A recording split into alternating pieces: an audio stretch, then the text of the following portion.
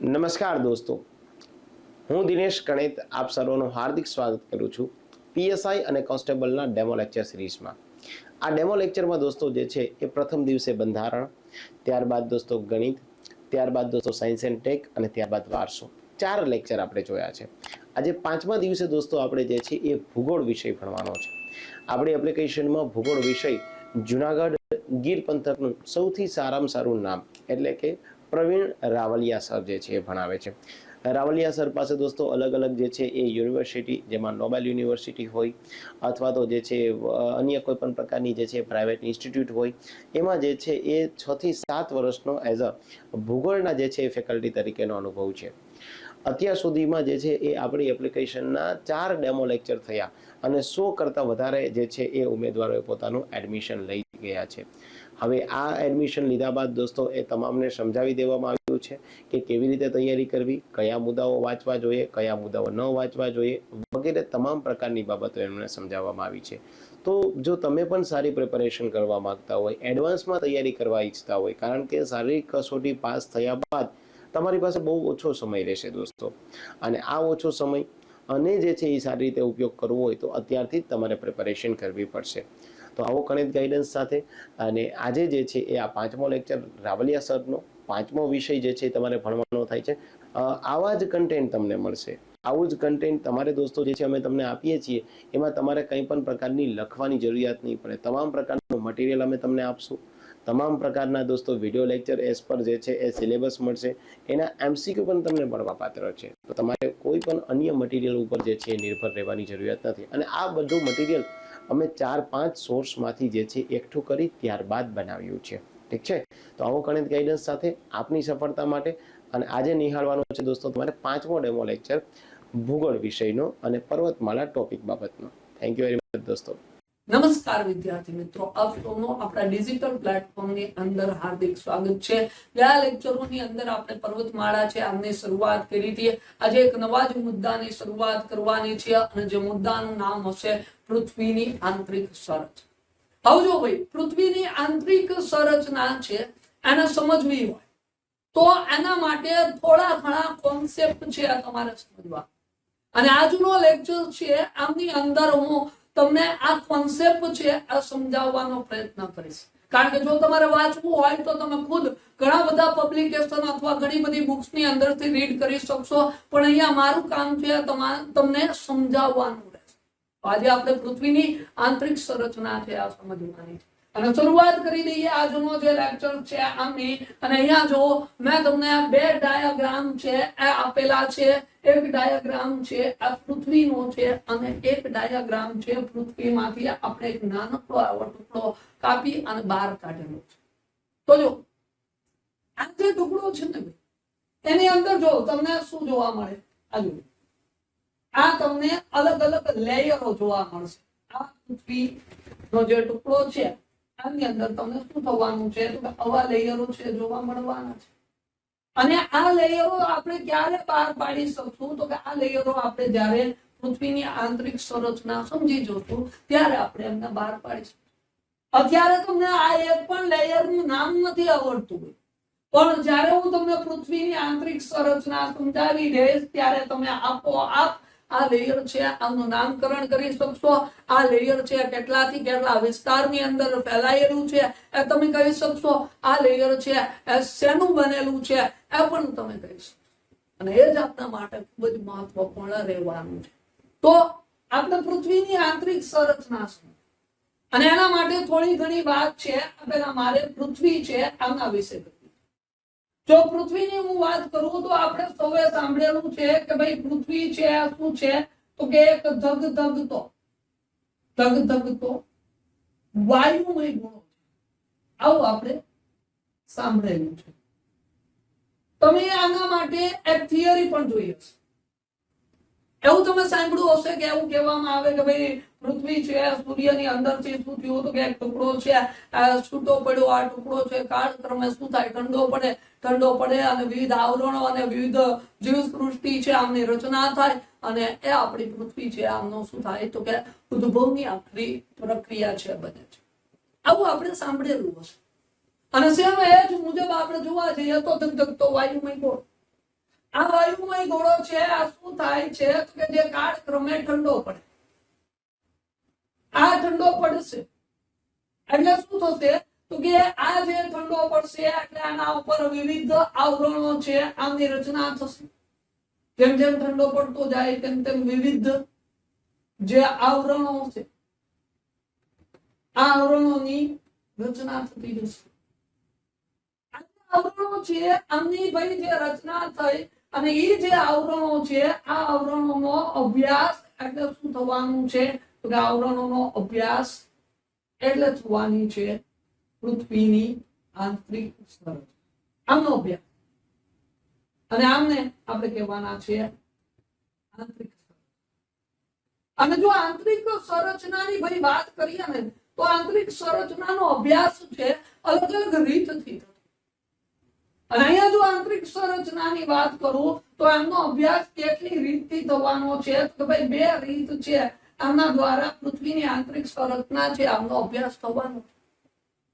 અને વાત જો આપણે એ બે રીતની કરીએ કે કઈ બે રીત છે જેના આધારે આપણે પૃથ્વી છે આની આંતરિક સંરચના છે આ સમજી શકવાના છે તો એક રીત છે અને આપણે કહેવાના છે પ્રત્યક્ષ રીત અને બીજી જે રીત છે આને આપણે કહેવાના છે પરોક્ષ.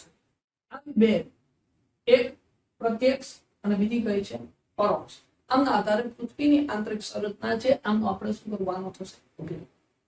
હવે હું તમને સમજાવું કે ભાઈ કેવી રીતે પ્રત્યક્ષ અને કેવી રીતે પરોક્ષ અને કેવી રીતે પૃથ્વીની આંતરિક સંરચનાનો અભ્યાસ.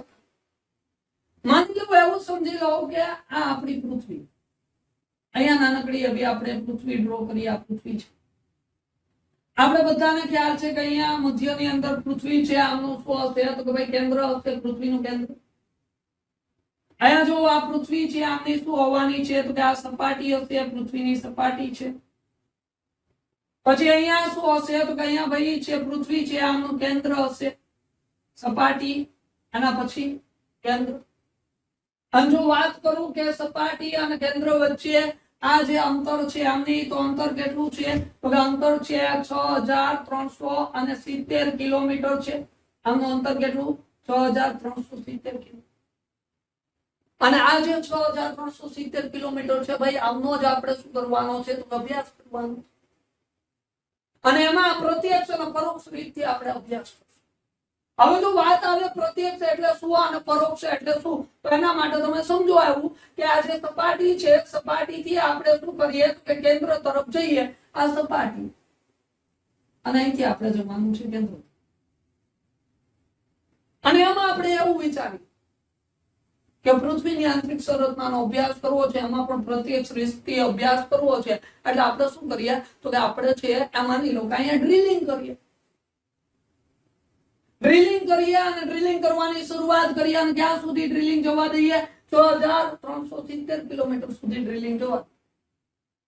પછી આપણે કાં તો કોઈ વ્યક્તિ છે આમને ત્યાં નીચે ઉતારીએ 6370 કિલોમીટર સુધી, ત્યાંથી અવશેષો લઈ આવશે, અવશેષો લઈ આવી બહાર આવશે, બહાર આપણે અભ્યાસ કરશું.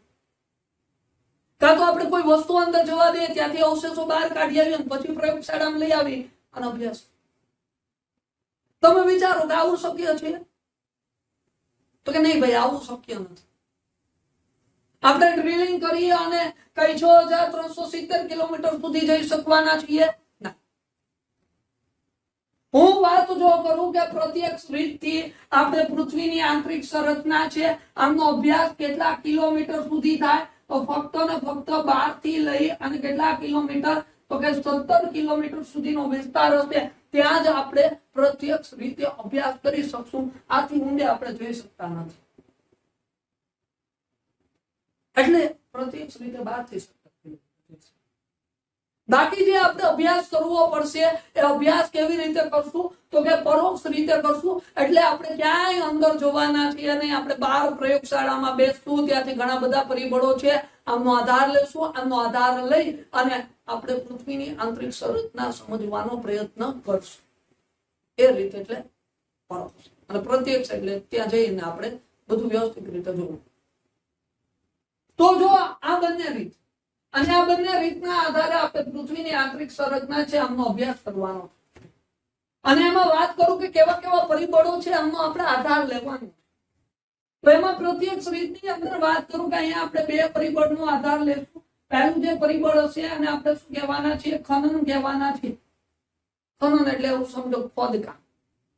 પહેલા આપણે શું કરશું તો કે ખોદકામ છે આમનો આધાર લેશું અને ખોદકામના આધારે આપણે પૃથ્વીની આંતરિક સંરચના છે અને સમજવાનો પ્રયત્ન. આ ખોદકામ છે આમની અંદર પણ આપણે બે પ્રકારના ખનન જોવાના છે. એક જે ખનન હશે, કયું ખનન હશે તો કે ભાઈ ખીણ હશે, આમનું ખનન હશે. પહેલું ખનન ખીણનું ખનન. એક ખનન લેવાનું થાય અને એક ખનન કયું હશે? બીજું જે ખનન લેવાનું થશે આ કયું ખનન હશે તો કે ભાઈ જે ખનિજ તેલ છે, આ ખનિજ તેલનો જે કૂવો છે અને આ કૂવાનું ખનન. તો ખનિજ તેલ માટેનો કૂવો છે, આમનું ખનન. આવા બે પ્રકારના ખનન છે આપણે ક્યાં જોવાના થશે તો કે પૃથ્વીની આંતરિક સંરચના છે એમાં પ્રત્યક્ષ સ્ત્રોત છે આપણે અંદર જોવાના. જો બીજી વાત કરું તો અહીંયા બીજું આપણે શું જોવાનું થશે? બીજું જોવાનું થશે જ્વાળામુખી લાવા. અહીંયા જ્વાળામુખી લાવા છે આમનો આપણે અભ્યાસ કરવાનો થશે. લાવા શા માટે? કારણ કે આપણે ખબર છે કે ભાઈ જે જ્વાળામુખી પ્રસ્ફોટન થાય છે એ ક્યાંથી થાય છે તો કે પૃથ્વીનો આંતરિક ભાગ છે ત્યાંથી એક પ્રકારનું દ્રવ્ય છે આ શું થાય? સપાટી સાથે અથડાય, સપાટી તોડી અને દ્રવ્ય બહાર આવે અને જ્વાળામુખી પ્રસ્ફોટન થાય. કે જે લાવા છે આપણે પૃથ્વીના પેટાળમાંથી મળ્યો એટલે આનો આપણે અભ્યાસ કરશું કે આમાં આપણે શું શું છે, શું શું મળી આવવાનું છે એનો આપણે અભ્યાસ કરશું અને પૃથ્વીની આંતરિક સંરચના છે એ જાણવાનો પ્રયત્ન કરશું. તો જો આ શું થયું તો કે પ્રત્યક્ષની અંદર બે રીત થઈ, એક ખનન અને એક જ્વાળામુખી. પછી આપણે ક્યાં ઉયા જવાના છે તો કે પછી જવાના છે આપણે પરોક્ષ બાજુ. કઈ બાજુ જોશું? પરોક્ષ બાજુ. અને જો વાત કરું પરોક્ષની તો પરોક્ષ બાજુએ શું થવાનું છે તો કે બે ભાગ પડી જવાના છે. અહીંયા આપણે બે પ્રકારના સ્ત્રોત છે આ પરોક્ષ બાજુ લેવાના છે. એક જે સ્ત્રોત હશે અને કેવા સ્ત્રોત કહેશું? અપ્રાકૃતિક સ્ત્રોત. કેવા સ્ત્રોત? અપ્રાકૃતિક. અને બીજી બાજુ જે સ્ત્રોત હશે અને આપણે કેવા સ્ત્રોત કહેવાના છીએ તો કે આને આપણે કહેવાના છે પ્રાકૃતિક સ્ત્રોત. એક સ્ત્રોત છે આને આપણે કેવા તો કે અપ્રાકૃતિક અને બીજા સ્ત્રોત છે આને કેવા સ્ત્રોત કહેવાના છે તો કે પ્રાકૃતિક સ્ત્રોત છે કહેવાના છે. આવા બે છે. એની અંદર જો આપણે કેવા કેવા પરિબળો છે આમનો અભ્યાસ કરવાનો છે આ વાત કરી તો એક જે પરિબળ છે આ પરિબળ અને આપણે શું કહેવાના છે તો કે આને આપણે કહેવાના છે ઘનતા. એક પરિબળ જેનો આપણે અભ્યાસ કરવાનો થશે એ પરિબળને ઘનતા કહેશું. ઘનતાના આધારે પૃથ્વીની આંતરિક સંરચના જાણવાનો પ્રયત્ન કરશું. બીજું અહીંયા જે પરિબળ હશે બીજા પરિબળની વાત કરું તો એનું નામ હશે દબાણ. બીજું કયું પરિબળ હશે? દબાણ. દબાણના આધારે પણ આપણે પૃથ્વીની આંતરિક સંરચના સમજવાના પ્રયત્ન કરશું. અને જે છેલ્લું પરિબળ હશે અહીંયા અપ્રાકૃતિક સ્ત્રોતમાં અને એ કયું હશે તો કે તાપમાન. આ તાપમાન છે આના આધારે આપણે પૃથ્વીની આંતરિક સંરચના સમજવાનો પ્રયત્ન કરવાનો થશે. તો આવા ત્રણ પરિબળ છે આનો આધાર આપણે અપ્રાકૃતિક સ્ત્રોતમાં લેવાના છે. પછી આપણે ક્યાં જવાના છીએ તો કે ભાઈ આ જે પ્રાકૃતિક સ્ત્રોત છે આની અંદર પ્રાકૃતિક સ્ત્રોતની વાત કરું તો સૌપ્રથમ જે પરિબળ આવશે આનું નામ શું હશે તો કે ઉલ્કા. પહેલું પરિબળ પ્રાકૃતિકની અંદર લેશું જેનું નામ હશે ઉલ્કા. અહીંયા આપણે એવો વિચાર કરતા હતા કે ભાઈ જો પૃથ્વી છે સૌર પરિવારનો ભાગ છે અને પૃથ્વી ઉપર જે ઉલ્કાપાત થાય એ ઉલ્કા પણ કોનો ભાગ છે? સૌર પરિવારનો ભાગ છે. એટલે એવું સમજો કે બધા ભાઈ બહેનો છે અને જેમ આપણા પરિવારની અંદર જે સદસ્યો હોય એ બધાનું ડીએનએ એક સરખું હોય એવી જ રીતે કે આ પૃથ્વીની અંદર જેટલા પણ ગ્રહો આ જે સૌરમંડળ છે એમની અંદર જેટલા પણ ગ્રહો છે આ બધાનું બંધારણ કેવું હોવું જોઈએ તો કે થોડું ઘણું મળતું આવવું જોઈએ. એના આધારે આપણે શું કર્યું તો કે આ ઉલ્કા છે આનો અભ્યાસ કર્યો. તો આ પેલું પરિબળ થશે પ્રાકૃતિક સ્ત્રોતમાં જેને આપણે કહીશું ઉલ્કા. ઉલ્કાથી આપણે આગળ જશું અને ઉલ્કા બાદ આપણે જેનો અભ્યાસ કરવાનો થશે આ શું હશે તો ભાઈ ગુરુત્વાકર્ષણ બળ છે આનો અભ્યાસ કરશું. ગુરુત્વાકર્ષણ બળના આધારે પૃથ્વીની આંતરિક સંરચનાઓને સમજવાના પ્રયત્ન કરશું. ત્યાંથી આગળ જોશું અને જે ત્રીજું પરિબળ છે આમની વાત કરું તો ત્રીજું પરિબળ શું હશે? ચુંબકીય ક્ષેત્ર છે. ચુંબકીય ક્ષેત્રની મદદથી આંતરિક સંરચના સમજવાની આપણે પ્રયત્ન કરવાના છે. ત્યાંથી આગળ જોશું અને ચોથું અને છેલ્લું પરિબળ જેનાથી આપણે સંપૂર્ણપણે પૃથ્વીની આંતરિક સંરચના છે આનો ખ્યાલ મળવાનો છે એ પરિબળની ચર્ચા કરવાની થશે. અને એ પરિબળ કયું હશે તો કે ભાઈ ભૂકંપીય જે મોજા હશે આની આપણે ચર્ચા કરશું. ભૂકંપીય મોજા અથવા ભૂકંપીય તરંગો, અને આ એવું પરિબળ હશે કે આના માધ્યમથી આપણે સંપૂર્ણપણે પૃથ્વીની આંતરિક સંરચના છે સમજી શકવાના હશે. તો આવી રીતે આટલી વસ્તુ છે, આનો અભ્યાસ આપણે પૃથ્વીની આંતરિક સંરચનામાં કરવાનો છે.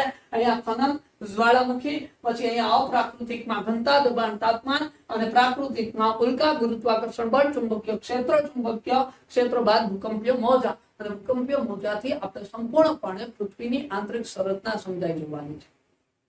તો શરૂઆત કરી દઈએ. પહેલો જે સ્ત્રોત છે આમની, અને સ્ત્રોત એટલે કયો સ્ત્રોત થવાનો છે?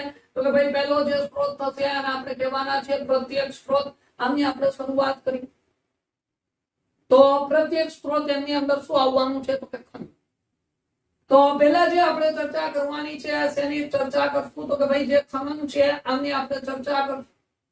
અને ખનન ની અંદર પણ આપણે કેવા પ્રકારનું પેલા ખનન છે ભણવાનું થાય. તો કે ભાઈ પેલું ખનન છે અને આપણે કહેવાના છે ખાણનું ખનન, અથવા આને હું કેવું ખનન કહી દઈશ, અથવા હું આમને કહી દઈશ ખીણનું ખનન. તો ખાણ અથવા ખીણનું ખનન છે. અહીંથી આપણે આંતરિક સંરચના છે આને સમજવાનો શું કરવાનો છે? તો કે ભાઈ પ્રયત્ન છે આ કરવાનો છે. જો ખીણની વાત કરું તો વિશ્વની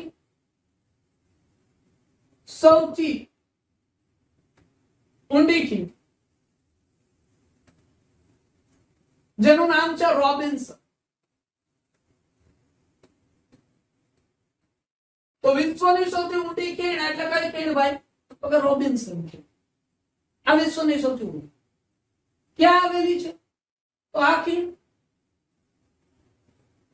દક્ષિણ આફ્રિકામાં જગ્યા છે. દક્ષિણ આફ્રિકા,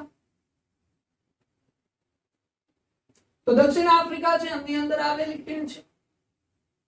આની ઊંડાઈ કેટલી છે ભાઈ? આ જે ખીણ છે આની ઊંડાઈની વાત કરું તો ઊંડાઈ કેટલી છે?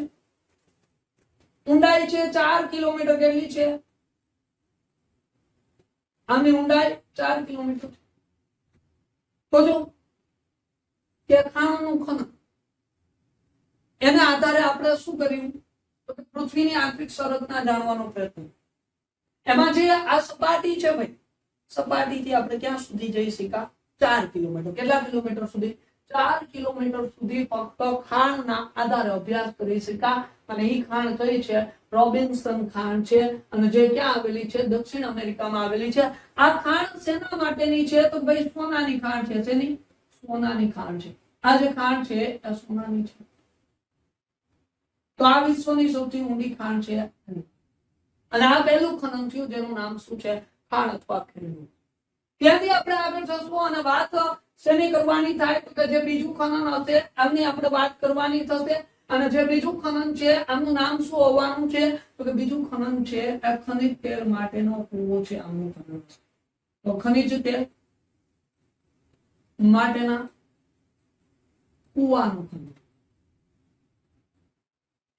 જો આ ખનનની વાત કરીએ તો વિશ્વનો સૌથી ઊંડો કૂવો કયો હશે? તો વિશ્વનો સૌથી ઊંડો કૂવો કયો છે? તો કે કોલા ક્ષેત્રમાં છે. કોલા ક્ષેત્રમાં છે. વિશ્વ અને વિશ્વનો સૌથી ઊંડો કૂવો, જે કૂવો ક્યાં આવેલો છે? કોલા ક્ષેત્ર છે આમની અંદર આવેલો છે. અને જો આ કૂવાની વાત કરીએ તો ક્યાં સ્થિત છે? તો કે ભાઈ આ કૂવો રશિયામાં સ્થિત છે. રશિયામાં સ્થિત છે. તો રશિયાની અંદર કોલા ક્ષેત્ર ત્યાં આ કૂવો છે આવેલો છે. જો આ કૂવાની ઊંડાઈની વાત કરું તો ઊંડાઈ કેટલી છે? તો કે ભાઈ આ કૂવાની ઊંડાઈ, આ કૂવાની ઊંડાઈ 12.2 કિલોમીટર છે. કેટલી? 12.2 કિમી ઊંડો. અને જો આ કૂવાની વાત કરીએ તો આ કૂવો 2011 સુધી વિશ્વનો સૌથી ઊંડો કૂવો હતો. સૌથી ઊંડો કૂવો હતો. છે નહીં ભાઈ? આ હતો. છે નહીં. હાલમાં વિશ્વની અંદર સૌથી ઊંડો કૂવો કયો છે? આ 2011 સુધી જતો હતો, અત્યારે કયો છે? જો વાત કરીએ હાલમાં, એટલે કે 2012 થી વિશ્વનો સૌથી ઊંડો કૂવો કયો હશે? Z44 ચાલ્પો વેલ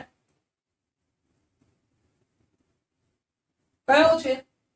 તો કે 2012 થી વિશ્વનો સૌથી ઊંડો કૂવો જેનું નામ છે Z44 ચાલ્પો વેલ. અને આ કૂવો ક્યાં આવ્યો ભાઈ? આ જે કૂવો ક્યાં સ્થિત છે? તો ભાઈ આ કૂવો રશિયામાં આવેલો છે. ક્યાં છે? રશિયા. આ રશિયામાં સ્થિત છે. આની ઊંડાઈની વાત કરું કે ભાઈ આ કૂવો છે, આમની ઊંડાઈ કેટલી છે? તો આ કૂવાની ઊંડાઈ કેટલી હશે ભાઈ? ઊંડાઈ 12.4 કિલોમીટર. ઓલાની ઊંડાઈ છે કેટલી હતી? 12.2. અને આની કેટલી ઊંડાઈ છે? 12.4 કિમી છે. તો જો ખનનની વાત થઈ અને જેમાં બે ખનન, એક ખીણનું અને એક કૂવાનું ખનન. ખીણ છે આ રોબિન્સન, કૂવો છે પેલા કોલા ક્ષેત્રમાં, તો હાલમાં Z44 ચાલ્પો વેલ. જો અહીંયા બંને કૂવાના આપણે ઇમેજ મૂકેલા છે. જો 2011 સુધી વિશ્વનો સૌથી ઊંડો કૂવો આજે કયો છે? તો કે કોલા ક્ષેત્રની અંદર છે. આ એમની ઇમેજ છે. પછી જો અહીંયા જે બીજો કૂવો છે Z44 ચાલ્પો વેલ રશિયાની અંદર, જો અહીંયા સ્થિત આ કૂવો રશિયામાં આ સ્થિત કૂવો છે Z44 ચાલ્પો વેલ નામનો કૂવો, જે કયો છે વિશ્વનો સૌથી ઊંડો હાલમાં આ કૂવો છે. રેડી? આવજો આગળ જઈએ. અહીંથી આપણે જઈએ આગળ અને પ્રત્યક્ષ સ્ત્રોતની અંદર આગળ આપણે અભ્યાસ કરવાની શરૂઆત કરીએ. તો પ્રત્યક્ષની અંદર આગળ જશું એટલે હવે શું આવવાનું છે? તો કે ભાઈ હવે આવવાનું છે જ્વાળામુખી લાવા. તો અહીંયા જ્વાળામુખી લાવા આવવાનો છે. અને લાવાની વાત કરીએ કે ભાઈ જ્યારે જ્વાળામુખી પ્રસ્ફોટન થયું ત્યારે શું થયું? તો કે આપણે લાવા છે પ્રાપ્ત થયો અને આ લાવાને આપણે ક્યાં મૂક્યો? તો કે આ પ્રયોગશાળામાં સંશોધન માટે મૂક્યું. અને પછી આનો અભ્યાસ કર્યો અને અભ્યાસ કર્યો પણ આપણે એ જ ખબર ન પડી કે આ લાવા કેટલી ઊંડાઈથી પ્રાપ્ત થઈ. તો જો જ્વાળામુખી પ્રસ્ફોટન થયું, જ્વાળામુખી પ્રસ્ફોટનથી પ્રાપ્ત થતા લાવા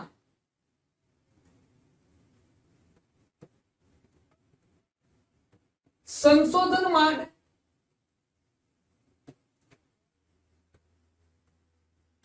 પ્રયોગશાળામાં મોકલવામાં આવે. પ્રયોગશાળામાં મોકલવામાં આવતું. પણ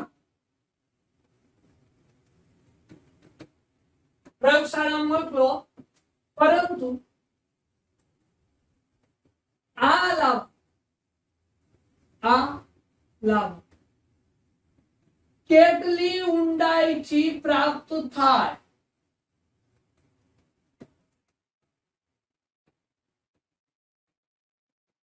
તેમની માહિતી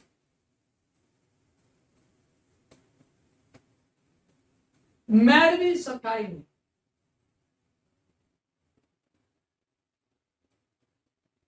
શું ભાઈ? તો કે લાવાને જ્વાળામુખી પ્રસ્ફોટનથી પ્રાપ્ત થતા પ્રયોગશાળામાં મોકલવામાં આવ્યો. એના ઉપર આપણે સંશોધન કર્યું, ઘણી બધી માહિતી હોય મળી, પણ આપણે માહિતી એ જ ન મળી કે આ લાવા કેટલી ઊંડાઈથી પ્રાપ્ત થાય. તો આપણે એ ખબર કેમ પડે ભાઈ કે આપણે પૃથ્વીની આંતરિક સંરચના છે આનો ક્યાં સુધી અભ્યાસ કર્યો, કેટલા કિલોમીટર સુધી અભ્યાસ કર્યો, એ જ ખબર ન પડે. તો આ કઈ કામનું હતું. પણ હું તમને કહું ભાઈ, મને ખબર છે કે કેટલી ઊંડાઈથી પ્રાપ્ત થતો. એ ખબર જો કે આપણે આગળ પડવાની છે, પણ આપણે એના વિશે અહીંયા જ લખી કે લાવા કેટલી ઊંડાઈથી પ્રાપ્ત થાય. તો 100 થી 200 કિમીનો વિસ્તાર પૃથ્વીની સપાટી છે ત્યાંથી 100 થી 200 કિમી જાઓ અંદર અને જે વિસ્તાર આવે આ વિસ્તાર લાવા ક્ષેત્ર અથવા લાવા ઉત્પાદન ક્ષેત્ર તરીકે ઓળખાય. તો જો 100 થી 200 કિલોમીટરનો વિસ્તાર, જે વિસ્તાર આવશે એ વિસ્તારને આપણે શું કહેશું? લાવા ક્ષેત્ર અથવા લાવા ઉત્પાદન ક્ષેત્ર. અહીંયા જે આ વિસ્તાર છે ને, આ વિસ્તારને આપણે નિમ્ન ગતિ મંડળ કહીએ. આ વિસ્તારને શું કહેશું? નિમ્ન ગતિ મંડળ. અથવા આને શું કહેશું? તો કે આમને કહેશું દુર્બલા મંડળ. તો નિમ્ન ગતિ મંડળ કહેવાય અથવા તો આમને શું કહેવાય? દુર્બલા મંડળ. શા માટે એવું કહેવાય? એની પાછળનું કારણ છે. કારણ કે આ જે વિસ્તાર છે ને, લાવા ઉત્પાદન ક્ષેત્ર, ત્યાં કોઈ પણ પ્રકારના તરંગો આવે ને તો એમની ગતિ છે મંદ થઈ જાય. મંદ એટલે કે નિમ્ન થાય એટલે નિમ્ન ગતિ મંડળ. દુર્બલ પડી જાય એટલે નબળી પડી જાય એટલે દુર્બલા મંડળ. તો એટલા માટે અમને શું કહેશું? તો કે નિમ્ન ગતિ મંડળ અથવા દુર્બલા મંડળ કહેશું. હું એમ કહું કે લાવા કોને કહેવાય? ભાઈ લાવા એટલે શું? લાવા કોને કહેવાય? અને હું તમને એમ કહું કે તો મેગ્મા કોને કહેવાશે? મેગ્મા. આ બંને શબ્દો અલગ અલગ જગ્યાએ પ્રયોજાય છે. લાવા ક્યારે પ્રયોજાય અને મેગ્મા ક્યારે પ્રયોજાય? તો લાવાની વાત કરું તો મેગ્મા જ્યારે છે એ જ્યારે પૃથ્વીની સપાટી ઉપર આવે, ત્યારે શું કહેવાશે? ત્યારે એમને કહેવાય લાવા. જ્યારે મેગ્મા છે પૃથ્વીની સપાટી તોડી બહાર આવી જાય, બહાર આવે ત્યારે એને શું કહી દેશું? લાવા. જ્યાં સુધી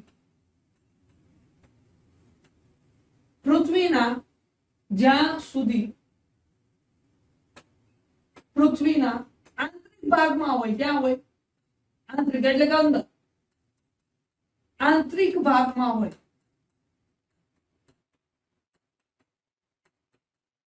ત્યાં સુધી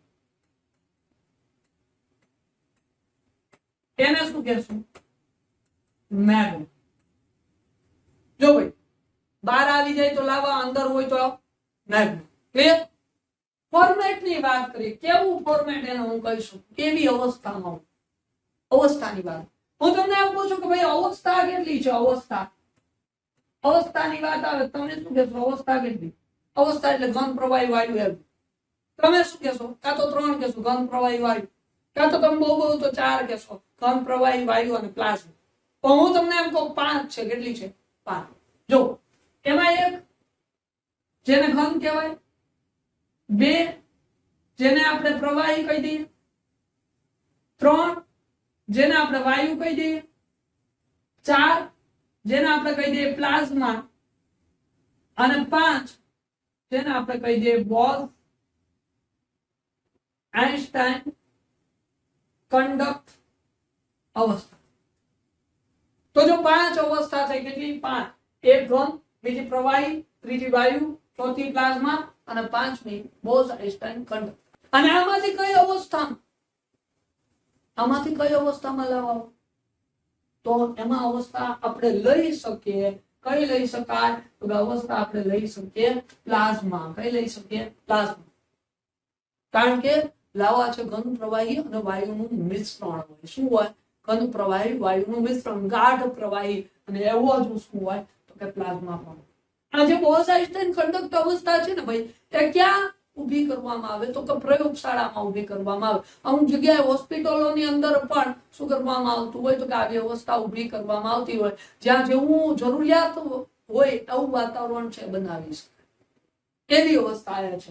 તો જો જ્વાળામુખી લાવા, જ્વાળામુખી પ્રસ્ફોટનથી પ્રાપ્ત થતો લાવા પ્રયોગશાળામાં મોકલે, પણ ખબર પડે ને કેટલી ઊંડાઈથી પ્રાપ્ત થાય. 100 થી 200 કિમી ઊંડાઈ છે ત્યાંથી લાવા પ્રાપ્ત થવાનો, જે લાવા ઉત્પાદન ક્ષેત્ર કહેવાના છે, જેને નિમ્ન ગતિ મંડળ અથવા દુર્બલા મંડળ કહેવાય. લાવા સપાટી ઉપર આવે ત્યારે એને લાવા કહેવાય, જ્યાં સુધી અંદર હોય ત્યાં સુધી એને શું કહેવાય? મેગ્મા. તો જો એવી રીતે થવાનું છે. આજુ અહીંયા જે એક ઇમેજ છે એ શું છે? તો કે ભાઈ અહીંયા જે પૃથ્વીનો જે આંતરિક ભાગ છે, આંતરિક ભાગમાંથી શું આવવાનું છે તો કે મેગ્મા છે બહાર આવવાનો છે, મેગ્માનો વિસ્ફોટ થશે અને એ મેગ્મા છે અહીંયા શું થશે તો કે પથરાશે, અને જ્યારે પથરાશે ત્યારે એમને આપણે શું કહેશું તો કે લાવા કહેશું. અને આ જે ઇમેજ છે જ્વાળામુખી પ્રસ્ફોટન સમયની ઇમેજ છે. તો આ વાત શેની થઈ તો કે આપણા જે પ્રત્યક્ષ સ્ત્રોત છે એમની વાત થઈ. પ્રત્યક્ષ સ્ત્રોતમાં આપણે ખનન અને જ્વાળામુખી લાવા છે આમનો અભ્યાસ કર્યો. હવે આપણે કયા સ્ત્રોતની અંદર જવાનું છે તો કે જે ભાઈ પરોક્ષ સ્ત્રોત છે એમની અંદર જવાનું, જેમાં અપ્રાકૃતિક અને પ્રાકૃતિક વિભાગો છે એમની આપણે ચર્ચા કરવાની છે. અને ખરેખર આપણા માટે ખૂબ જ મહત્વપૂર્ણ ભાગ છે એ કઈ બાજુનો રહેવાનો છે તો કે પરોક્ષ બાજુનો ભાગ છે એ રહેવાનો છે.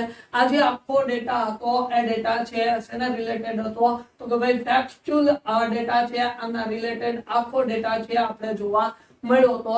અને આમાંથી ઘણા બધા પ્રશ્નો છે પરીક્ષામાં પૂછાઈ શકે આવા પ્રશ્નોનું આપણે ડિસ્કશન છે કર્યું છે. તો હવે નેક્સ્ટ લેક્ચરની અંદર આપણે આ જે પરોક્ષ બાજુના સ્ત્રોતો છે એમની ચર્ચા કરવાની છે. ગયા લેક્ચરની અંદર આપણે પૃથ્વીની આંતરિક સંરચના છે આની શરૂઆત કરી હતી, અને આજના લેક્ચરમાં આપણે પૃથ્વીની આંતરિક સંરચનાને આગળ વધારવાની છે.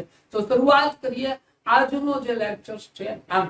તો જો ગયા લેક્ચરમાં આપણે પૃથ્વીની આંતરિક સંરચના છે આને સમજવા માટેની બે રીત જોઈ. એમાંની જે એક રીત હતી આને આપણે કીધી હતી પ્રત્યક્ષ રીત, અને જે બીજી રીત છે આને આપણે કીધી હતી પરોક્ષ રીત. તો આવી બે રીત. એમાં આપણે પ્રત્યક્ષ રીતની અંદર પૃથ્વીની આંતરિક સંરચના છે આને ભણવાની શરૂઆત કરી.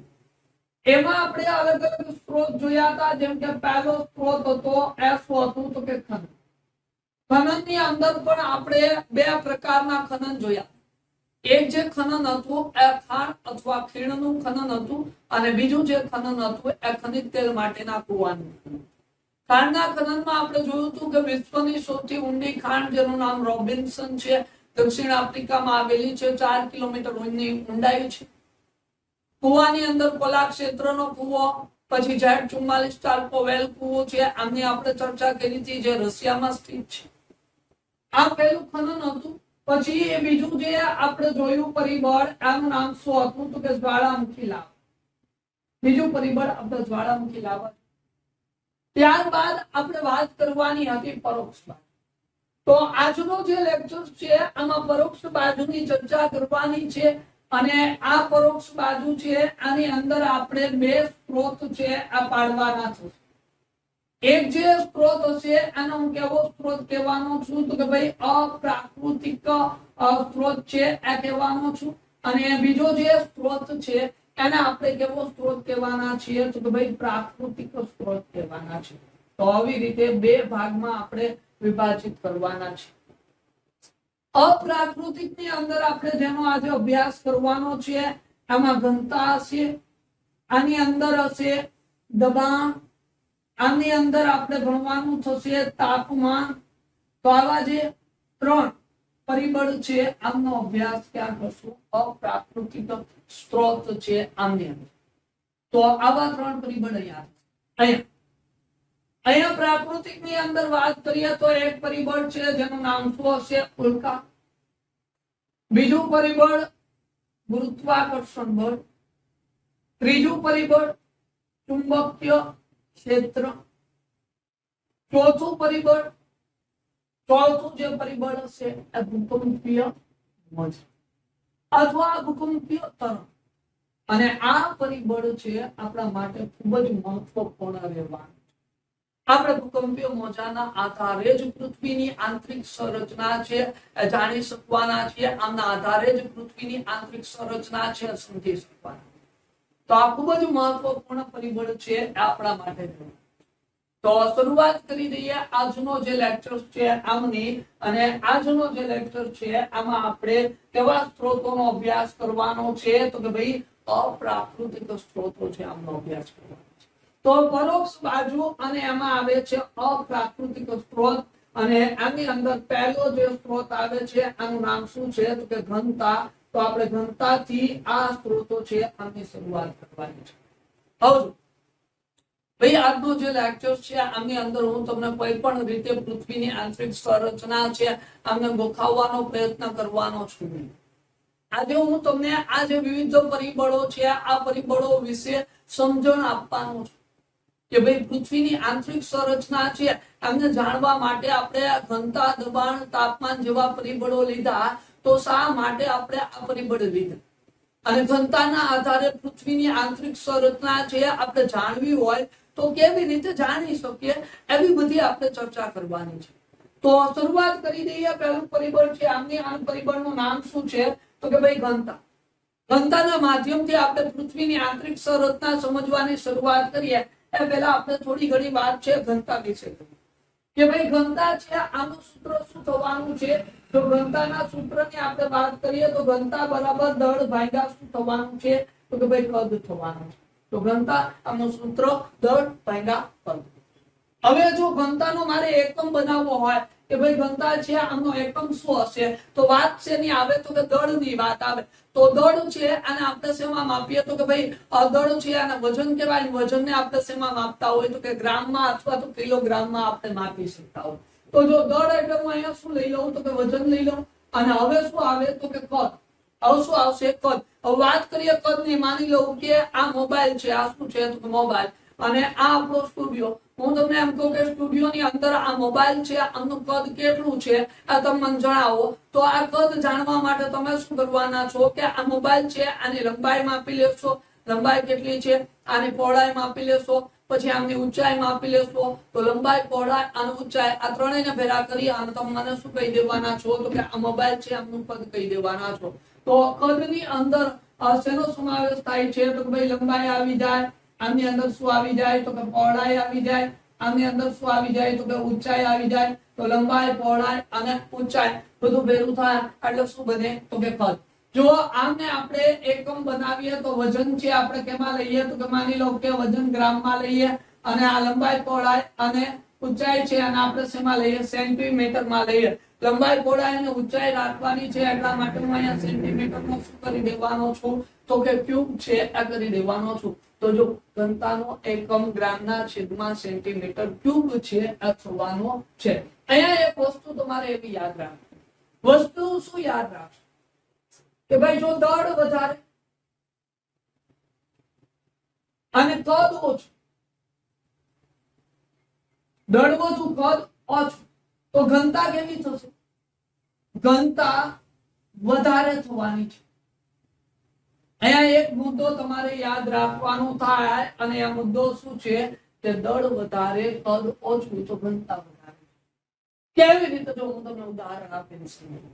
માની લો કે આપણે બે પદાર્થ લઈએ. કેટલા તો બે.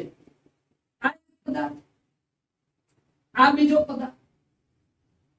બંને પદાર્થનો આપણે દળ માપીએ. જો આમનું દળ માની લો કે આમનું દળ છે એ 6 ગ્રામ છે. આનું દળ જો આનું દળ માની લો કે 3 ગ્રામ છે. આનું 3 ગ્રામ. આનું કદ માપીએ. જો કદ આનું કદ માની લો કે 3 સેન્ટીમીટર ક્યુબ છે. શું છે 3 સેન્ટીમીટર ક્યુબ. આનું કદ જો આનું કદ એવું માની લો કે 6 સેન્ટીમીટર ક્યુબ છે.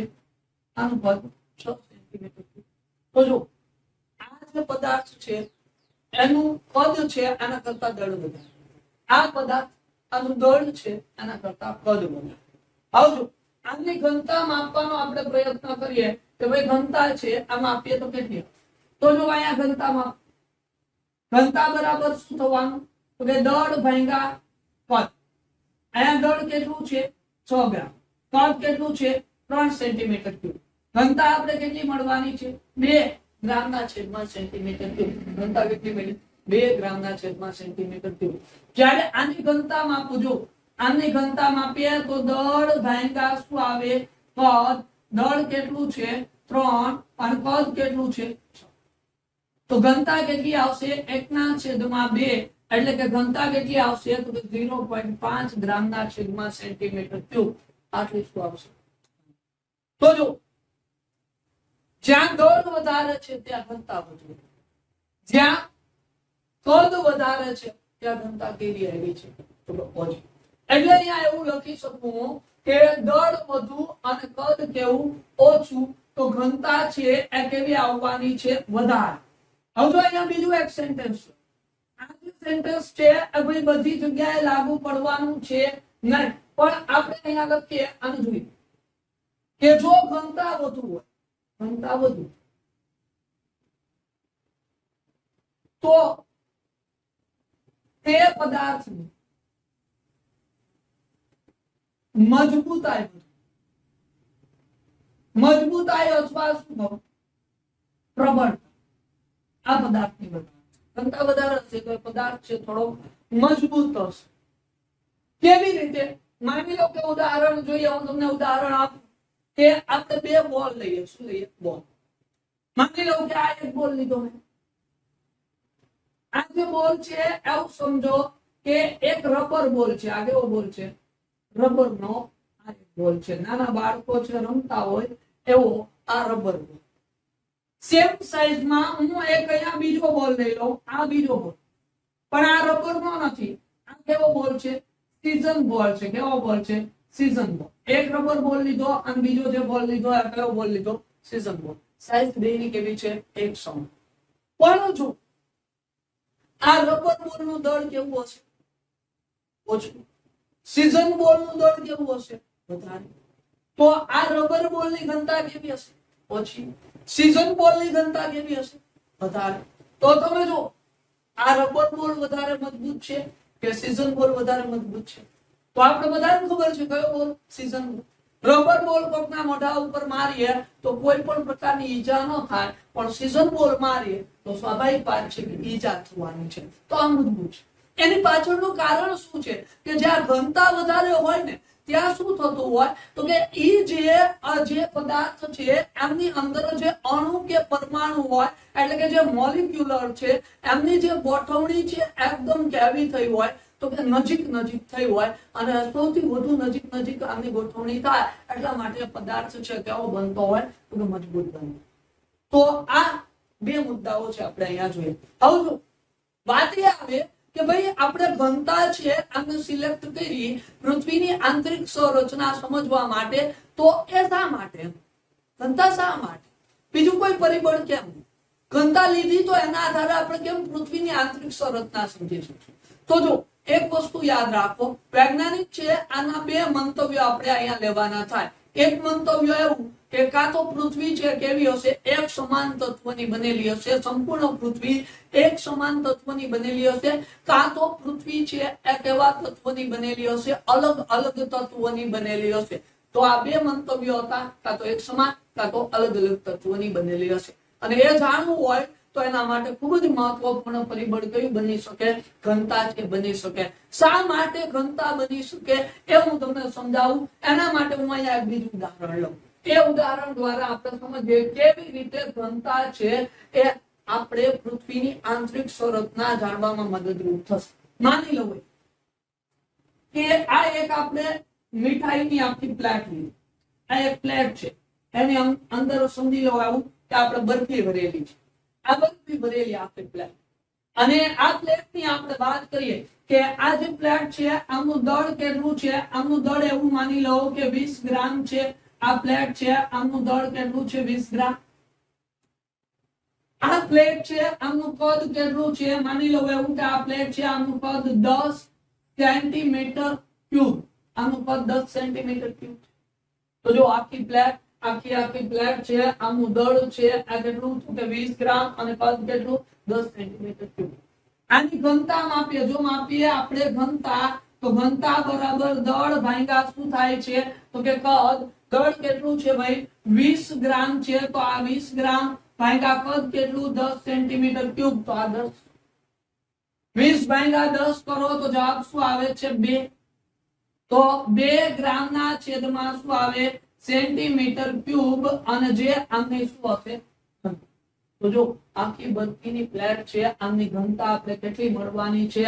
તો કે ભાઈ ઘનતા છે આપણે મળશે 2 ગ્રામના છેદમાં સેન્ટીમીટર. હવે આ જે બરફીની ચોકી છે ને ભાઈ, એને આપણે અલગ અલગ ભાગમાં વિભાજિત કરી દઈએ. એવું સમજો કે બરફીની ચોકીના આપણે કેટલા ભાગ પાડી નાખ્યા? 5. આ 5 ભાગ જો ભાગે આ ભાગ 2, આ ભાગ 3, આ ભાગ 4. તો 1, 2, 3, 4 અને 5. આ 5 ભાગમાં આપણે શું કરી દીધી? બરફીની જે ચોકી છે આને વિભાજિત કરી દીધી. હવે જો એમાંથી એક ભાગ લઈ લો. આ જે 5 ભાગ આપણે પાડ્યા એમાંથી આપણે આ એક ભાગ છે એ લેવાનો છે. અને આ એક ભાગની આપણે શું કરવી છે? ઘનતા માનવી. એક જ ભાગની આપણે ઘનતા માનવી. હવે હું તમને એમ કહું કે આખી ચોકી છે એનું દળ કેટલું છે? 20 ગ્રામ. તો આ એક ભાગનું દળ કેટલું હશે?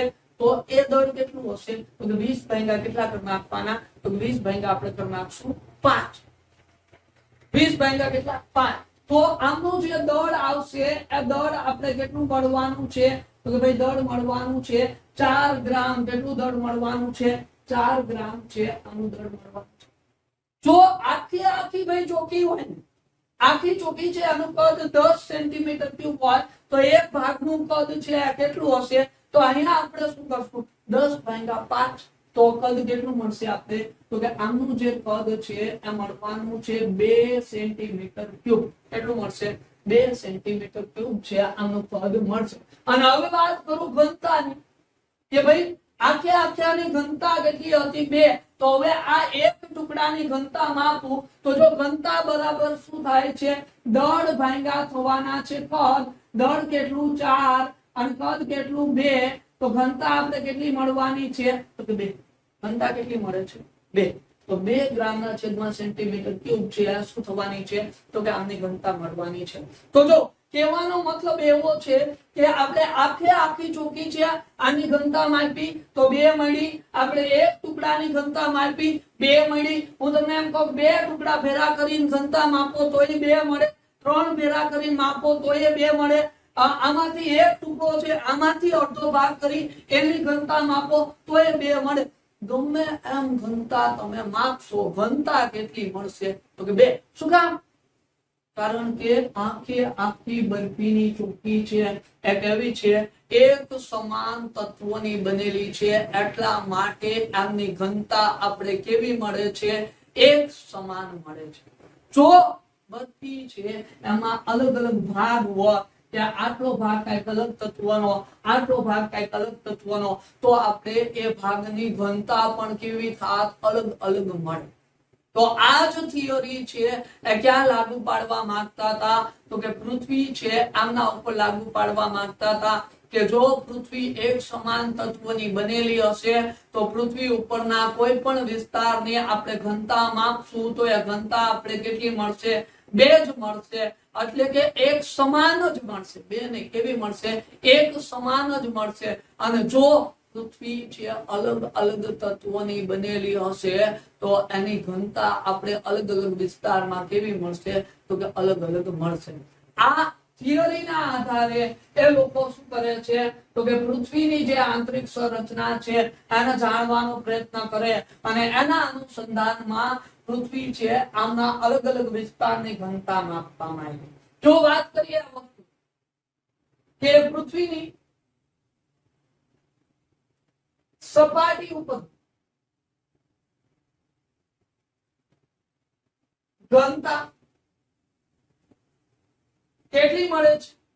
તો કે ભાઈ 2.7 ગ્રામના છેદમાં સેન્ટીમીટર ક્યુબ. પૃથ્વી છે ભાઈ આમની સપાટી ઉપરની ઘનતા આપણે કેટલી મળવાની છે? તો કે 2.7 ગ્રામના છેદમાં સેન્ટીમીટર ક્યુબ. મોસ્ટ ઇમ્પોર્ટન્ટ વિધાન હું કહી શકું પોલીસ કોન્સ્ટેબલ ની એક્ઝામ હોય કે પીએસઆઈ ની હોય કે એસટીસી ની તમને એક્ઝામ, પૃથ્વીની આંતરિક સંરચનામાં ઘનતામાંથી આવો પ્રશ્ન પૂછાય કે ભાઈ પૃથ્વીની સપાટી ઉપરની ઘનતા કેટલી? તો 2.7 ગ્રામના છેદમાં સેન્ટીમીટર ક્યુબ. પછી આપણે શું કર્યું? તો કે ભાઈ પૃથ્વી છે આમની સરેરાશ ઘનતા માપી. પૃથ્વીની શું માપી? તો કે સરેરાશ. પૃથ્વીની સરેરાશ ઘનતા. અને આ જે સરેરાશ ઘનતા માપી એ ઘનતા આપણે કેટલી મળે છે? તો કે 5.5 ગ્રામના છેદમાં સેન્ટીમીટર ક્યુબ છે એ મળે. સરેરાશ ઘનતા કેટલી મળે? 5.5 ગ્રામના છેદમાં સેન્ટીમીટર ક્યુબ. આ પણ એટલું જ ઇમ્પોર્ટન્ટ વિધાન બની જાય જેટલી સપાટી ઉપરની ઘનતા ઇમ્પોર્ટન્ટ. તો જો અહીંયા આપણે સપાટી ઉપર 2.7 અને સરેરાશ 5.5, આનાથી આપણે આવું મંતવ્ય કાઢી શકીએ કે ભાઈ ઘનતા અલગ અલગ આવી તો શું થઈ શકે, તો કે પૃથ્વી છે આમની સપાટી ઉપર કઈક અલગ તત્વો હશે, પૃથ્વીના પેટાળમાં કઈક અલગ તત્વો હશે, એટલે કે પૃથ્વી છે અલગ અલગ તત્વોની બનેલી હશે, એવું આપણે મંતવ્ય આપી શકવાના છીએ આના આધારે. અને આપે પણ આનાથી વૈજ્ઞાનિકોએ શું કીધું કે ભાઈ પૃથ્વીની ઉપરની સપાટીના તત્વો કેવા છે? હલકા. અને સપાટીથી કેન્દ્ર તરફ જતા ભારે તત્વો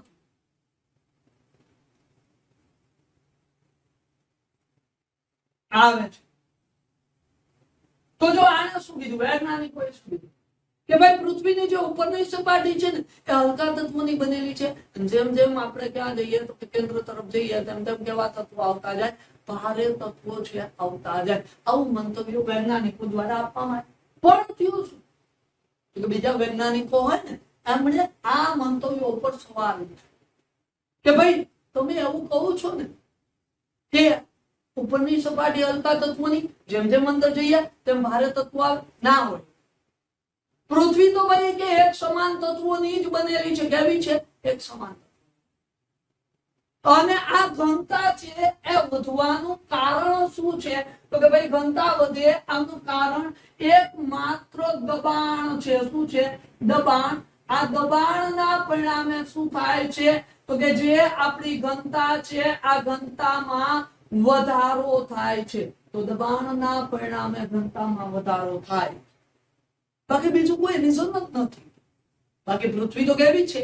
એક સમાન તત્વોની બનેલી છે. તો અહીંયા જો એક નવું પરિબળ ખુલી ગયું અને એ પરિબળને આપણે શું કહેવાના છીએ? દબાણ. અને હવે આપણે એ જોઈએ કે દબાણના આધારે કેવી રીતે ઘનતામાં તફાવત. તો જો હવે આપણું બીજું પરિબળ આવે અને એ જે પરિબળ છે આનું નામ શું હશે? તો કે ભાઈ અહીંયા અપ્રાકૃતિક સ્ત્રોતની અંદર જે બીજું પરિબળ આવે છે આ બીજા પરિબળને આપણે શું કહેવાના છીએ? દબાણ. તો જો આમાં વૈજ્ઞાનિકે કીધું શું? તો કે ભાઈ આજે સપાટીથી કેન્દ્ર તરફ જઈએ ઘનતા વધે આનું કારણ શું છે? દબાણ. બીજું કોઈ કારણ છે નહીં. દબાણના આધારે જ ઘનતા વધે. કેવી રીતે એ પણ એને કીધું.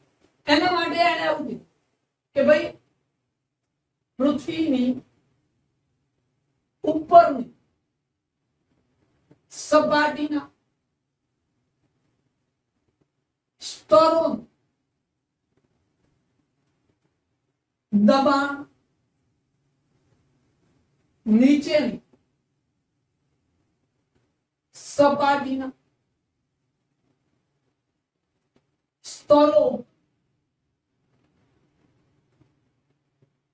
પડવાથી સપાટીથી કેન્દ્ર તરફ જતા ઘનતામાં ક્રમશઃ વધારો થાય છે. ઘનતામાં શું થશે? તો આ લોકો પૃથ્વીની ઉપરની સપાટીના સ્તરોનું દબાણ નીચેની સપાટીના સ્તરો ઉપર પડવાથી સપાટીથી કેન્દ્ર તરફ જતા ઘનતામાં ક્રમશઃ શું થાય છે? વધારો. આમ નહીં સમજાય ગયું. હું તમને ઉદાહરણ આપું કે કેવી રીતે દબાણ છે એ ઘનતા ઉપર ઇફેક્ટ કરે. માની લો ઉદાહરણ લઈ. યાદ કરો આપણી આ બરફીની જે ચોકી છે આ બરફીની ચોકીને આપણે લઈ લઈએ અહીં પાછી. તો જો આપણે એવું જોયું હતું કે આ આપણી બરફીની ચોકી હતી.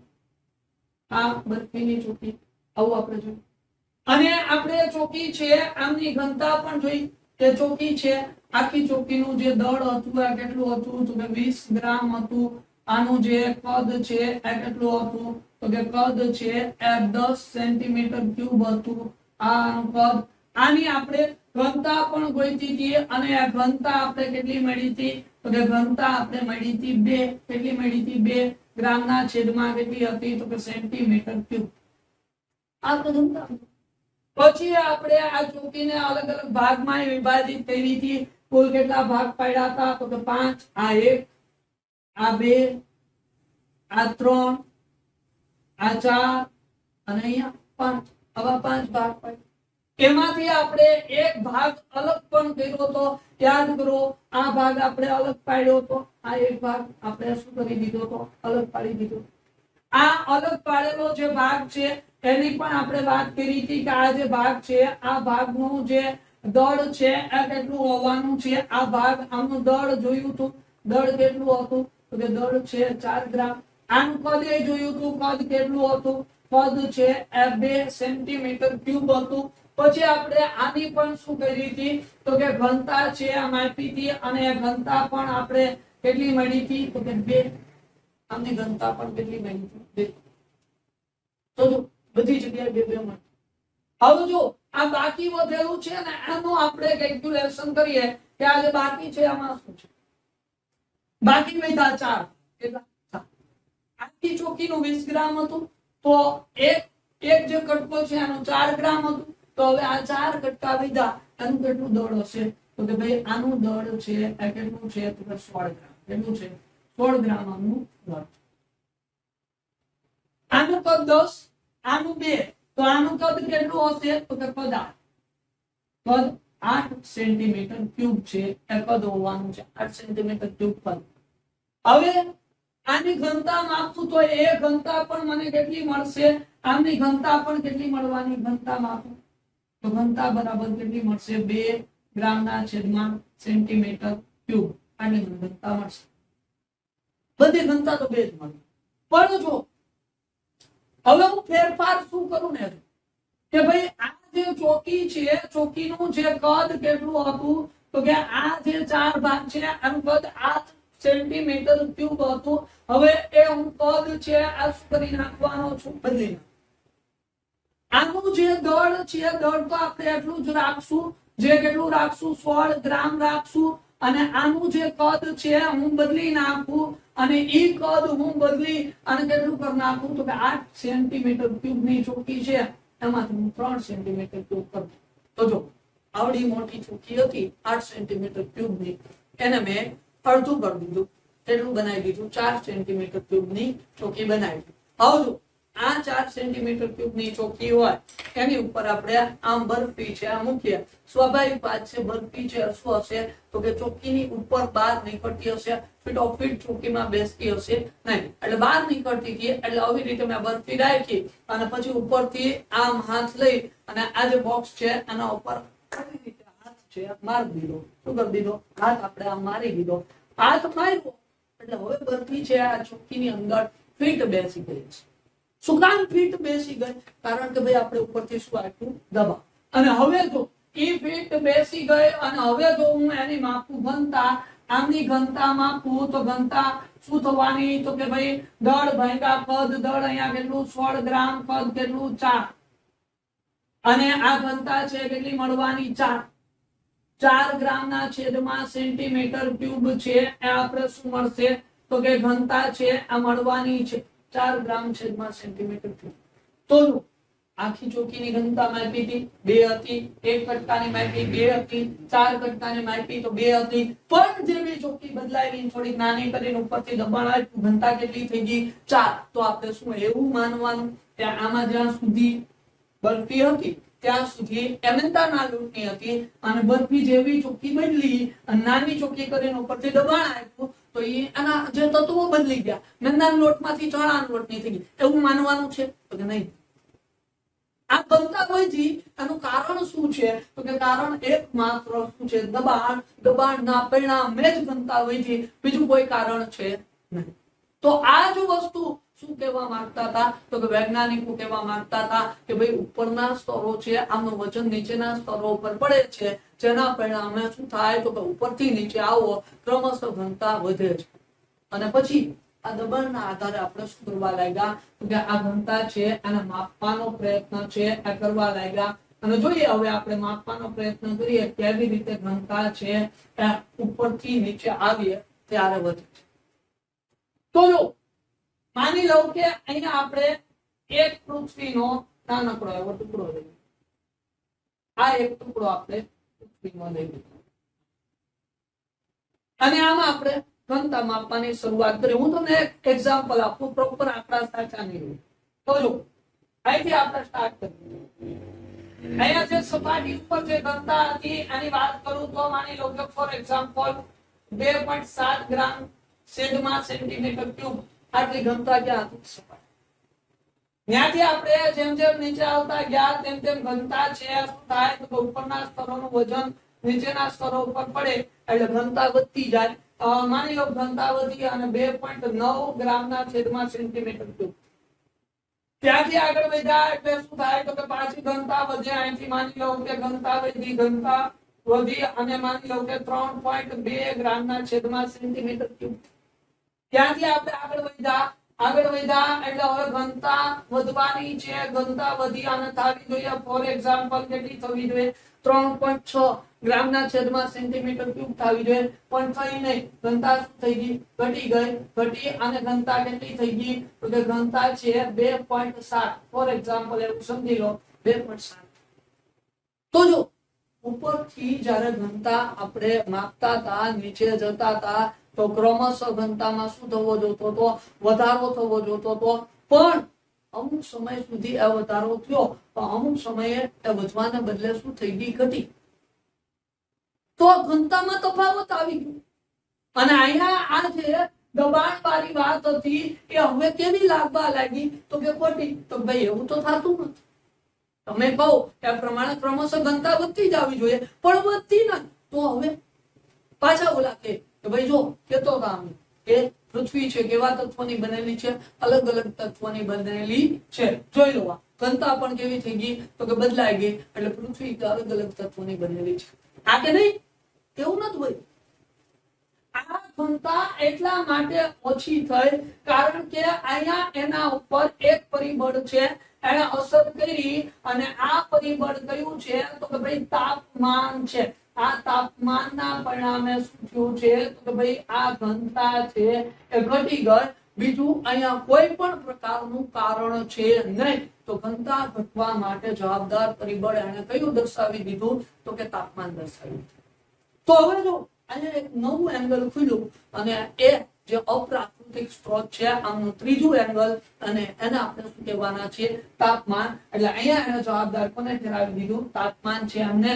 અને હવે અપ્રાકૃતિક સ્ત્રોત એમની અંદર આપણે છેલ્લું પરિબળ જોવાનું થાય અને એ જે પરિબળ છે આ ત્રીજું પરિબળ અને આ પરિબળને આપણે શું કહેવાના છીએ તો કે ભાઈ તાપમાન કહેવાના છીએ. તો હવે તાપમાન છે આની આપણે ચર્ચા કરવાની છે.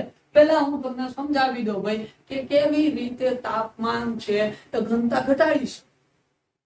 ઉદાહરણ તરીકે હું તમને સમજાવું. તમે જુઓ ક્યારે મીણ જોયું હોય તો મીણ એટલે શું તો કે ભાઈ જે મધમાખીનો જે પૂડો હોય ને મધમાખી છે આનો પૂડો આ પૂડામાંથી આ મીણ પ્રાપ્ત થતું. માની લઉં કે હું એક મીણની ક્યુબ લઉં. આ એક મીણનું શું છે તો કે ક્યુબ. આ એક ક્યુબ છે મીણની જે ઘન ફોર્મેટની અંદર છે.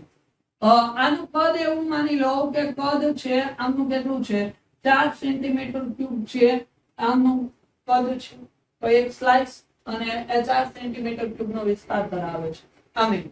હવે આ જે મીણ છે આના ઉપર હું શું આપું તો કે ભાઈ આ મીણ ઉપર હું આપી દઉં તાપમાન. આ મીણ છે આના ઉપર હું શું આપી દેવાનો છું તો કે તાપમાન આપ્યું ભાઈ.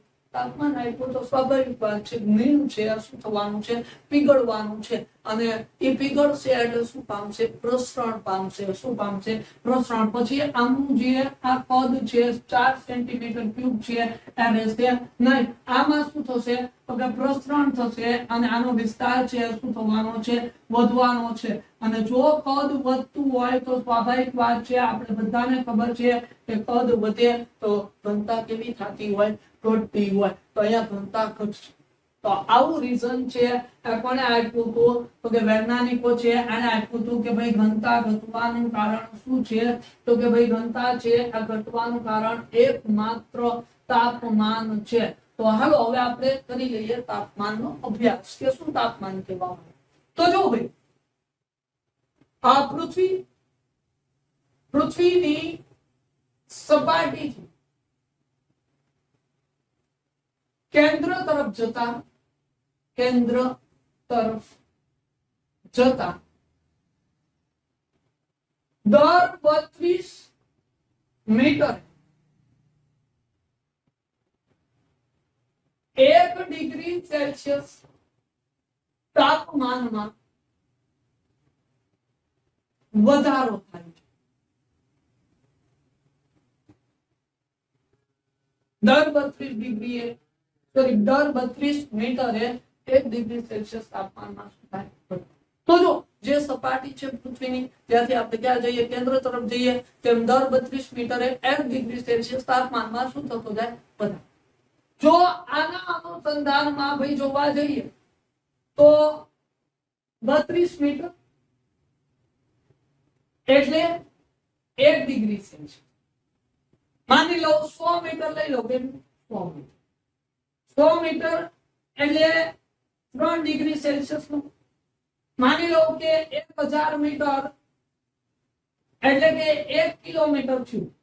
1 કિલોમીટર 1 કિલોમીટર એ 30 થી 32 ડિગ્રી 30 થી કેટલા 32 ડિગ્રી સેલ્સિયસ તાપમાન લઈ લો.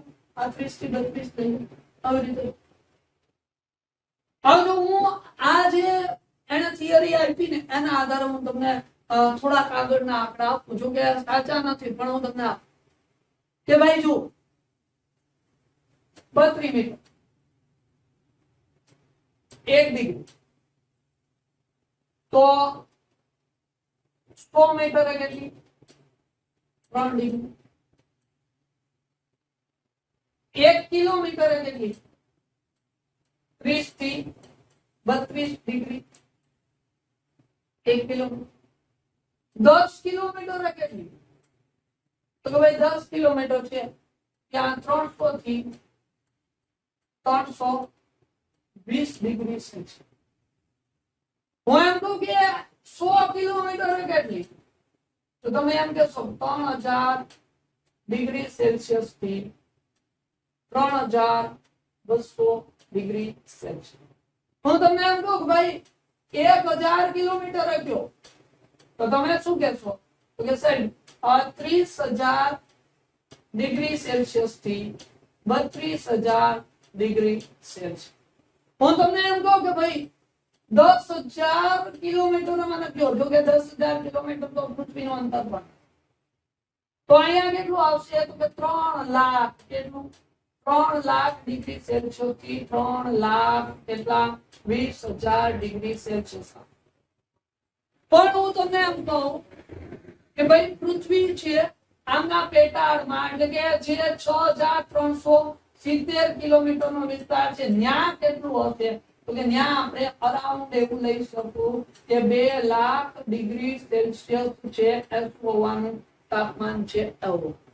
જો આ જે આંકડા આપ્યા ને આને એના આધારે આપણે જોતા જઈએ તો કેટલું થવાનું તો કે કેન્દ્રમાં પૂગો ત્યાં સુધીમાં આ જે તાપમાન છે 2 લાખ ડિગ્રી સેલ્સિયસ તાપમાન થઈ જવું.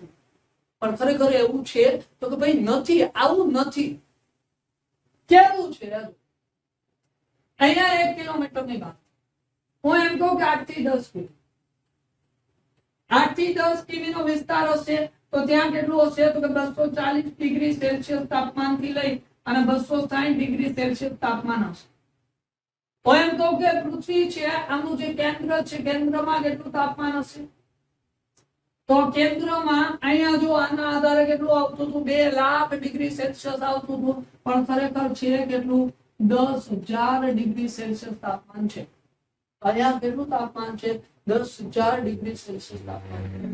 આના આધારે ભાઈ શું કહી શકાણું તો કે આના આધારે એવું કહી શકાણું કે તાપમાન વધવાનો જે દર છે એ નિયમિત નથી. દર 32 ડિગ્રીએ 1 સેલ્સિયસ તાપમાન દર 32 મીટરે 1 ડિગ્રી સેલ્સિયસ તાપમાન નથી વધતું.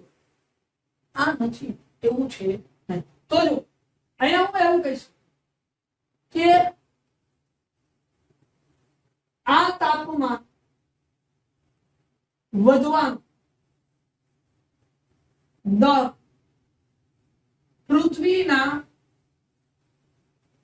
ઉપરના પોપડામાં, કેમ ઉપરના પોપડામાં લાગુ પડે છે. આ જે તાપમાન વધવાનો જે દર છે ક્યાં લાગુ પડે? ઉપરનું પોપડું છે આમાં જ આ લાગુ પડે. અંદર જતા તાપમાન છે નિરંતર ક્યાંક ક્યાંક થઈ જાય છે, એટલે કે એક સમાન નિશ્ચિત નથી. રેડી? તો આ વધવાનો દર ફક્ત ને ફક્ત કયું તો કે ઉપરની બાજુનું જે પોપડું છે ત્યાં લાગુ પડશે. જો અમુક વિસ્તારની વાત કરું તાપમાનના અમુક વિસ્તારો છે આની ચર્ચા કરું તો સક્રિય જ્વાળામુખી, કેવો વિસ્તાર? સક્રિય જ્વાળામુખી. સક્રિય જ્વાળામુખીના વિસ્તારમાં 43 કિલોમીટર, કેટલું? 43 કિમી કે 1000 ડિગ્રી સેલ્સિયસ તાપમાન. જો સક્રિય જ્વાળામુખીનો વિસ્તાર હોય તો કેટલું તાપમાન હશે? તો કે ભાઈ 43 કિલોમીટરે 1000 ડિગ્રી. જો નિષ્ક્રિય જ્વાળામુખી હોય, કેવો? નિષ્ક્રિય જ્વાળામુખી, આવા પ્રદેશમાં તાપમાન કેવું હશે? તો નિષ્ક્રિય જ્વાળામુખીના વિસ્તારમાં 40 કિલોમીટર, કે 40 કિમીએ 500 કેટલું? 500 ડિગ્રી સેલ્સિયસ તાપમાન હોય છે. તો જો અહીંયા તાપમાન કેટલું? 500 ડિગ્રી સેલ્સિયસ અને ત્યાં તાપમાન કેટલું? 1000 ડિગ્રી સેલ્સિયસ. તો અહીંયા પણ ભાઈ આપણે જે ઓલું તાપમાન વધવાનો જે દર હતો એ ક્યાંય નિશ્ચિત મળ્યો નહીં. અને આ જે બધા મંતવ્ય હતા એના આધારે આપણે એક જ તારણ કાઢી શકતા હતા કે ઉપરની સપાટી હલકા તત્વોની જેમ જેમ અંદર જોઈએ તેમ કેવા તત્વો આવે છે? ભારે તત્વો આવે છે. આવું આપણે મંતવ્ય ભાઈ કાઢીશું. તો આ વાત કેવા સ્ત્રોતની થઈ? તો કે અપ્રાકૃતિક સ્ત્રોત છે આમની વાત થઈ. હવે આપણે નેક્સ્ટ લેક્ચરની અંદર અપ્રાકૃતિક સ્ત્રોત છે આમની ચર્ચા કરવાની થશે અને ત્યાં આપણે પૃથ્વીની આંતરિક સંરચનાનો ચાર્ટ છે એ જાહેર કરવાનો થશે. તો આજના લેક્ચરમાં આપણે અહીંયા સુધી રાખીશું. નેક્સ્ટ લેક્ચરની અંદર નવી માહિતી સાથે ફરી વખત મળીશું. ત્યાં સુધી સૌને જય હિન્દ, જય Bharat. Thank you very much દોસ્તો. આજનો આ ડેમો લેક્ચર આપણે નિહાળ્યો. આશા રાખું છું કે સિલેબસ મુજબનો, આપની પરીક્ષા પદ્ધતિ મુજબનો આ ડેમો લેક્ચર આપને ખ્યાલ આવતો હશે કે ગણિત ગાઈડન્સમાં કઈ પ્રકારનું કન્ટેન્ટ જે છે પીરસવામાં આવે છે. હવે આપને ડેમો લેક્ચર જે તે ફેકલ્ટીનો જોયા બાદ જો આપ સેટિસ્ફાઈ થયા હોય, આપને એવું થાય કે સર હા કન્ટેન્ટ મને સારું મળ્યું, તો તમામ પ્રકારના વિડીયો લેક્ચર, તમામ પ્રકારની પીડીએફ, તમામ પ્રકારના એમસીક્યુ સાથે હું દિનેશ ગણિત એનો પર્સનલ મેન્ટરશિપ પ્રોગ્રામ આ કોર્સમાં તદ્દન નિઃશુલ્ક રહેશે, જેમાં હું આપને સમજાવીશ કેવી રીતે તૈયારી કરવી, શું વાંચવું જોઈએ, શું નથી વાંચવાનું, એના માટે જે છે એ ટાઈમ મેનેજમેન્ટ કેવી રીતે હોવું જોઈએ વગેરે તમામ મુદ્દાઓ.